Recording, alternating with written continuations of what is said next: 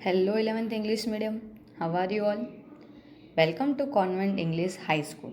I am your physics teacher Monica ma'am is here.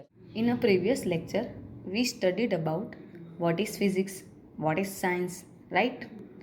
I said that study of a basic law of a motion, nature, force, energy all are included in physics.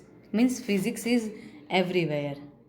Before the start our next topic, first we feel the physics which is everywhere in our surrounding. Example, when we turn on the switch of the bulb, it glow quickly and give us a light and a heat. So my question is, what happens in a bulb that it start to glow instantly?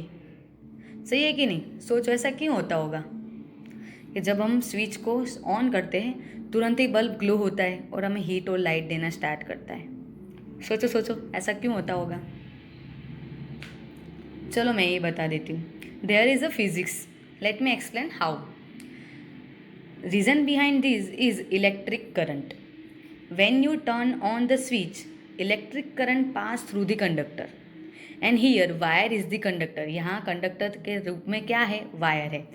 Conductor contain free electrons which are move randomly. Conductor के अंदर क्या होते हैं? Electrons होते हैं जो randomly move करते हैं, जिसके वजह से इलेक्ट्रिक चार्ज है वो हर जगह कंडक्टर के अंदर क्या करता है? फ्लो होता है. और उसी वजह से हमारा जो इलेक्ट्रिक करंट है वो प्लग यानी कि स्विच से लेके अप्लायंस तक जाता है और अप्लायंसेस वर्क करते हैं. My second example is, as all you know earth rotate around the सन.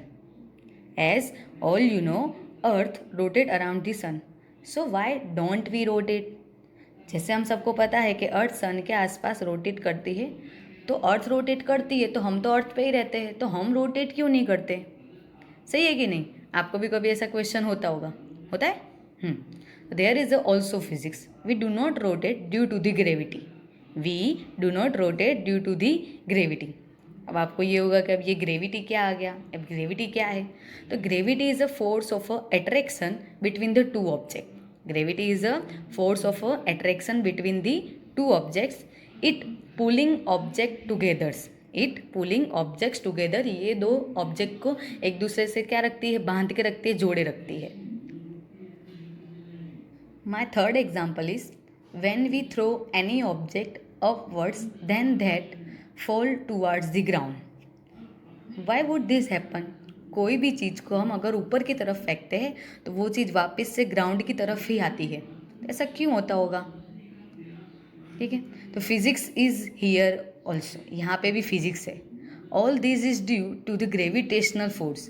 ये जो भी कुछ होता है वो किस वजह से होता है? ग्रेविटेशनल फोर्स की वजह से होता है. अब शायद आप लोग सब ग्रेविटेशनल फोर्स से तो वाकिफ़ ही होंगे. ग्रेविटेशनल फोर्स नाम सुनते ही आपको आइजैक न्यूटन और एप्पल वाला ट्री याद आओगे, जैसे कि आपको यहाँ पे दिख रहा है. ठीक है.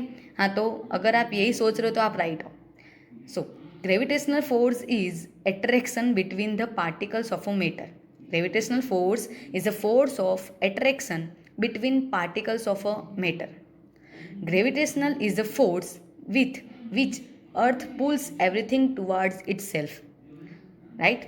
वापिस से, gravitation is a force with which earth pulls everything towards itself. Gravitational एक ऐसा फोर्स है जिससे अर्थ हर कोई चीज़ को अपने पास क्या करती है? खींचती है. और उसी वजह से हम कोई भी चीज़ को ऊपर की तरफ फेंकते हैं तो वो चीज़ वापस से नीचे आ जाती है.